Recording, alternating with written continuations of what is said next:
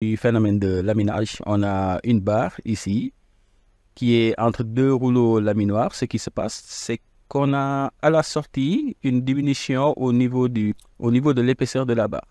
Donc là, on peut conclure que cette barre est en train d'être laminée avec ces deux rouleaux laminoirs. Donc ça, c'est le phénomène de laminage. Alors, ayez ça à l'esprit, ça va être important pour la suite. Maintenant, regardons de plus près comment se comporte notre roulement après avoir été monté et en cours de fonctionnement. Alors ici, on a le moyeu ou bien l'alésage. On l'appelle également le logement. En bleu, c'est l'arbre qui est représenté ici.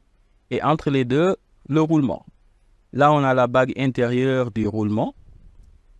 Les éléments roulants, ici qui sont des billes en couleur verte. Et la bague extérieure du roulement. Maintenant, observons ce qui se passe ici au niveau de la bague extérieure du roulement. Alors, on s'aperçoit qu'ici, au niveau de la bague extérieure du roulement, il y a une sorte de laminage de la bague. Autrement dit, cette bague est en train d'être laminée, ce qui est absolument à éviter dans un montage de roulement. Imaginez que la bague est en train de subir une déformation de la sorte. Alors, pour éviter cela, il faut observer un certain nombre de règles au niveau des ajustements. C'est ce qu'on va voir tout de suite. Afin d'éviter ce phénomène de laminage, illustré tout à l'heure, il faut monter, serrer la bague qui tourne par rapport à la direction de la charge. Voilà le principe. Très important à savoir. Alors, prenons un exemple. Si on a un montage à arbre tournant, la bague intérieure, qui est en rouge, est tournante, puisqu'étant liée à l'arbre ici. Si on prend l'exemple d'un alésage tournant, cette fois-ci, c'est la bague extérieure qui tourne, avec l'alésage bien sûr. Et dans de tels cas, la règle nous impose de monter serré la bague tournante. Ici, ce sera la bague intérieure qui va être montée serrée, et là, la bague extérieure. Et au niveau de la bague fixe, ici la bague extérieure qui ne bouge pas, qui est fixe avec l'alésage. Et pour l'exemple de l'alésage tournant, c'est la bague intérieure qui est fixe avec l'arbre. Et dans ce cas, il faut que cette bague-là soit montée avec jeu ou bien glissant. Si on prend cet exemple, cette bague par rapport à l'alésage est glissant. Il y a un petit jeu ici. C'est également valable au niveau de l'exemple du montage avec alésage tournant. La bague fixe et glissante. Voilà ce qu'il faut retenir dans cette partie. Toujours, la bague tournante doit être montée serrée et la bague qui ne tourne pas doit être montée avec jet ou bien glissant. Ça nous permet d'éviter ce qu'on appelle le phénomène de laminage des bagues. Si on ne respecte pas ces règles, les bagues vont être laminées, donc le roulement va se détériorer très rapidement, ce qu'il faut absolument éviter. Et pour faire le démontage de ces roulements-là, on peut utiliser différents types d'outils, par exemple l'extracteur de roulement. On peut également utiliser une machine que l'on appelle la presse hydraulique pour faire le montage de ces roulements-là ou même le démontage. L'outil que l'on appelle maillet. Voyons maintenant le montage à arbre tournant. Alors, quelles sont les règles à respecter pour un arbre tournant? L'ajustement au niveau des roulements pour un arbre tournant, autrement dit pour une bague intérieure tournante qui est donc montée serrée comme on vient de voir tout de suite. Alors l'ensemble monté est ici, on a l'arbre, le roulement et l'alésage, que l'on appelle aussi moyeu.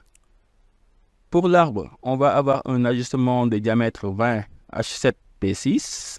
Normalement, c'est ça qu'on doit inscrire pour que ce soit serré ici.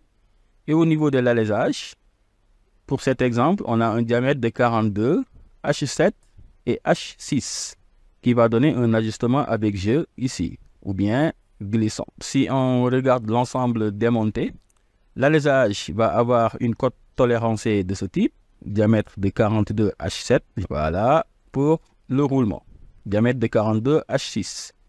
Au niveau de l'arbre maintenant, la cote tolérancée de l'arbre va donner un diamètre de 20 petit p 6. Puis au niveau du roulement, un diamètre de 20 logiquement et H7. On va voir ici. Mais il y a un problème. Les cotes du roulement que l'on a à ce niveau sont imposées par le constructeur. Donc nous, on ne les contrôle pas. elles ne vont pas être représentées sur un dessin. Sur un dessin technique, on n'aura pas ces deux cotes-là. Alors, la bonne pratique, maintenant, va consister à avoir quelque chose qui ressemblerait à ça. Donc là, on a les cotes pour les roulements qui sont imposés par le constructeur. Hein. Voilà, ici, ou bien le fabricant, c'est la même chose. Et au niveau de l'alésage, ici, on a un diamètre de 42 H7, un diamètre de 20 K6, ça ne change pas. Et ces deux codes-là nous sont conseillés par le fabricant. Donc, sur notre dessin, nous, on doit avoir ces deux, uniquement, et pas celle du roulement. Finalement, sur un dessin, on va avoir un diamètre de 42 H7 pour l'alésage et un diamètre de 20 K6 pour l'arbre. Alors, avec ça, on voit bien que l'arbre va être monté serré dans le roulement. La bague extérieure du roulement est montée avec gel sur l'alésage. Alors, parlons maintenant concrètement des ajustements pour le cas d'un montage à arbre tournant. Donc, je rappelle qu'ici, que c'est l'arbre qui tourne. Forcément, la bague qui est liée à l'arbre est tournante aussi. Ici, en l'occurrence, c'est la bague intérieure et que la bague extérieure est fixe, puisqu'étant liée à l'alésage qui est lui-même fixe.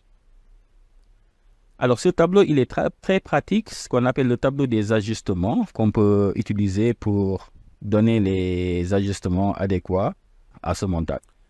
Donc, la bague tournante doit être montée serrée, c'est ce qu'on a vu. Donc, finalement, qu'est-ce que ça donne ici pour l'arbre, pour la tolérance de l'arbre, pour un ajustement serré? Si on fait la correspondance de cette ligne et de cette colonne, on doit avoir la lettre K6 pour que ce soit serré. Finalement, on va avoir un diamètre de 20 K6 avec une telle cote tolérancée. Si on fait le montage, ça devient serré au niveau de la bague intérieure. Ce sera la même chose, mais d'une autre façon sur la bague, sur l'alésage plutôt, qui doit être monté glissant avec la bague extérieure du roulement. Donc là, on voit la tolérance de l'alésage, qui doit être glissant ou bien libre. Donc ça va être cette correspondance-là. Une lettre H7. Diamètre de 42 H7.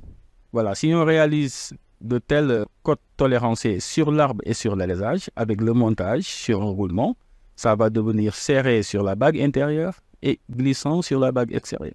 Alors, voyons concrètement dans la réalité comment on fait le montage des roulements en utilisant un certain nombre d'outils que je vous ai présentés tout à l'heure. Par exemple, ici, le montage de roulement SKF se fait en utilisant un maillet avec un support. Voilà, le maillet. Donc là, on va tapoter pour forcer le montage du roulement au niveau de là.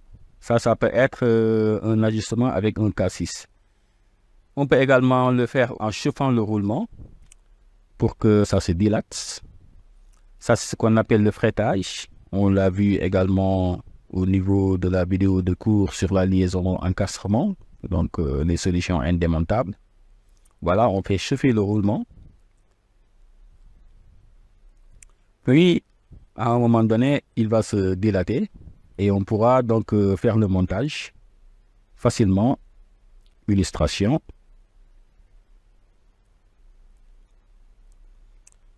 Voilà ce que ça donne ici. Et après refroidissement, ce sera serré. Alors, pour le démontage maintenant du roulement, on peut utiliser l'extracteur comme montré tout à l'heure.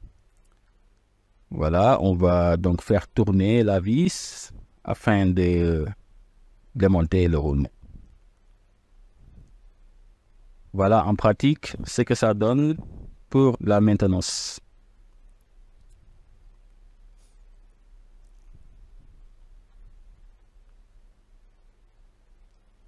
Voilà pour le démontage du roulement à billes à contact radial.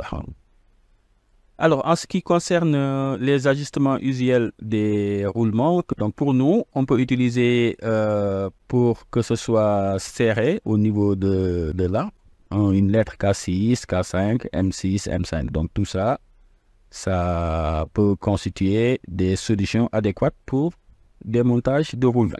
Afin d'éviter le phénomène de laminage des bagues qu'on a évoqué en début de vidéo, quelle est la règle de montage? pour la bague qui tourne par rapport à la direction de la charge? Alors, 4 réponses sont possibles ici, mais là, je ne vais pas donner la réponse. Je vais vous laisser chercher et vous allez me répondre dans les commentaires. Comme ça, on va vérifier si vous avez la bonne réponse ou pas. Question numéro 2. Pourquoi les codes du roulement ne sont-elles pas données sur le dessin technique? 4 réponses sont possibles. J'attends votre réponse dans les commentaires. Allez, on passe à la question numéro 3 maintenant. Quelle pourrait être la tolérance de l'arbre lorsque la bague intérieure du roulement est tournante? Voilà les 4 réponses possibles. Et 4e question pour cette partie, quelle pourrait être la tolérance de l'arbre lorsque la bague extérieure, cette fois-ci, du roulement, est fixe? 4 réponses possibles. Alors, j'attends donc votre réponse.